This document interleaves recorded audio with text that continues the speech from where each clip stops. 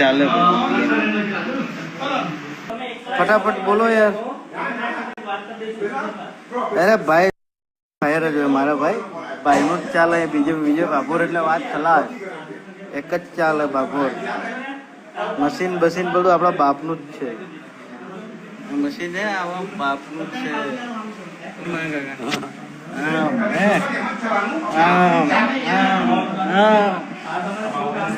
ચલો 100 ટકા ફટાફટ દબાવો 100 ટકા. અને એને જે વાત કરી કે વહીવટી તંત્ર અમારું કાંઈ પણ બગાડી શકશે નહીં, એનો મતલબ કે ઉપરથી આપેલી સૂચના સ્પષ્ટ જણાય છે. એની હિંમત તો ત્યારે છે કે પોલિંગ ઓફિસર એક પણ પ્રકારની રોકવાનો પ્રયત્ન નથી કરતા. પોલીસ તંત્ર અહીંયા રોકવાને બદલે એને મદદ કરતા હોય, જે એની ફરજ છે, એની બદલે પોલીસ તંત્ર મદદ કરતા હોય તેમ મૌન ધારણ કરીને સાઈડમાં ઊભું રહ્યું છે દર્શક તરીકે. મને એમ લાગે છે કે આ સમગ્ર ઘટના એ લોકતંત્રની સૌથી મોટી હત્યા પૈકીનું આ જીવતું જાગતું ઉદાહરણ છે. અમારા ઉમેદવાર લોકપ્રિય ડોક્ટર પ્રભાબેન તાવિયાડે ગઈકાલે એમની ટીમ સાથે ચૂંટણીના જે ઓબ્ઝર્વર છે દાહોદ લોકસભા માટે તેને અને કલેક્ટરશ્રીને પણ સંપૂર્ણપણે વિગતથી વાકેફ કર્યા. આજે તમામ માધ્યમોમાં એ વિડીયો વાયરલ થઈ રહ્યો છે, તમામ દર્શાવી રહ્યા છે. લોકતંત્રની છડેઆમ થતી હત્યા છતાં ભાજપાનો એક પણ નેતા મોઢામાં મગ ભર્યા તેમ મૌન ધારણ કરીને બેઠા છે. છાસવારે કોઈ પણ વાતમાં વિગતો આપવા માટે પ્રગટ થતા ભાજપાના એક પણ નેતા આ સરેઆમ થતી અને એમના નેતા પુત્રના કરતૂતો બધાની સ્ક્રીન ઉપર દેખાય છતાં તેઓ મૌન છે. અને આ માત્ર એક પ્રથમપુરા બૂથ પૂરતું નથી.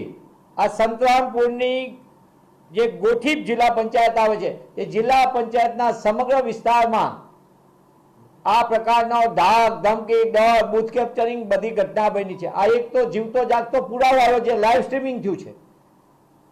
ત્યારે હું ભારતીય ચૂંટણી પંચને પૂછવા માંગુ છું, તમે બહુ જાહેરાત કરી હતી લાઈવ સ્ટ્રીમિંગની, આ તો બીજા લોકો લાઈવ સ્ટ્રીમિંગ કરે છે. ચૂંટણી પંચ પોતે કહેતું તમે મતદાનનું લાઈવ સ્ટ્રીમિંગ કરશું, આ તો બૂથમાં ઘૂસીને ભાજપનો નેતા પુત્ર લાઈવ સ્ટ્રીમિંગ કરે છે. શું ચૂંટણી પંચે એને કોન્ટ્રાક્ટ આપ્યો તો લાઈવ સ્ટ્રીમિંગનો?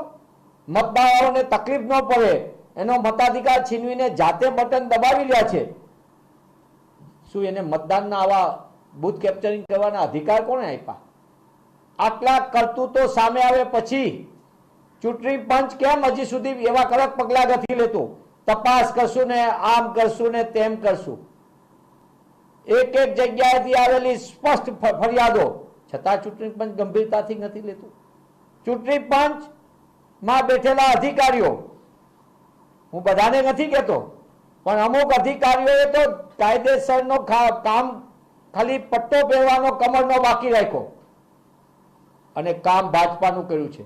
ત્યારે પ્રજાના પરસેવાથી આવતા ટેક્સમાં તિજોરીના પૈસાને પગાર લેતા ભ્રષ્ટ અધિકારીઓ તાત્કાલિકપણે પોતાની પદ ઉપરથી દૂર થાય અને કમલમમાં જઈને ખેસ પહેરી આવે. એ પોલીસ અધિકારીઓ જેને ભાજપાનું કામ કર્યું છે તેને પણ જો એટલી બધી ઈચ્છા થતી હોય ને લાગણી થતી હોય તો તેમને પણ પોલીસ તંત્રમાં કામ કરવાની જરૂર નથી, ભાજપાના કાર્યકર તરીકે જોડાઈ જવાની જરૂર છે. ત્યારે પુનઃ હું આ ભાજપાના નેતાના પુત્રના વિજય ભાંભોળ જે પોતે મોબાઈલ નંબર પણ આપે છે કે બીજા બૂથમાં પણ તમારે સેવા લેવી હોય તો લ્યો, 3 વખત મોબાઈલ નંબર આપે, અમારું કોઈ કાંઈ બગાડી નથી શકવાનું, આવી ડંફાસો મારે છે, અપશબ્દનો પ્રયોગ કરે છે અને ડર ને ભયનું વાતાવરણ બૂથની અંદર કરે છે પોલિંગમાં. ત્યારે કોંગ્રેસ પક્ષ તરીકે અમે માંગ કરીએ છીએ કે તાત્કાલિક રીપોલિંગ આપવામાં આવે. માત્ર આ બૂથ પૂરતું નહીં, એ જિલ્લા પંચાયત ગોઠીબની જે સમગ્ર સીટ ઉપર છે ત્યાં અનેક જગ્યાએ આ પ્રકારની ફરિયાદો મળી છે. ત્યારે ચૂંટણી પંચ તાત્કાલિકપણે આ પગલાં લઈ અને પોતાની બંધારણ ફરજ છે એનો સામાન્ય જનતાને અહેસાસ કરાવે.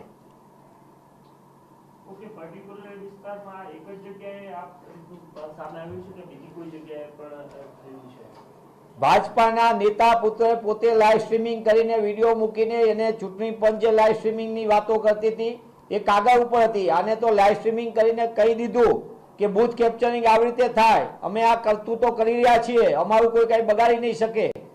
પણ આના સિવાય નહીં અનેક ફરિયાદો અમને સ્થાનિક કક્ષાએથી મળી છે. અમારા ઉમેદવાર લોકપ્રિય ડોક્ટર પ્રભાબેન તાવિયાડ ને જબરજસ્ત જનસમર્થન જન આશીર્વાદ મળ્યા હતા. ત્યારે દાહોદ બેઠક ઉપર ગભરાઈ ડરી ગયેલી ભાજપાએ અસામાજિક તત્વો ત્યાંના સ્થાનિક તંત્રનો સદંતર દુરુપયોગ કર્યો છે અને એનો દુરુપયોગના ભાગનો આ એક જીવતો જાગતો પુરાવો છે.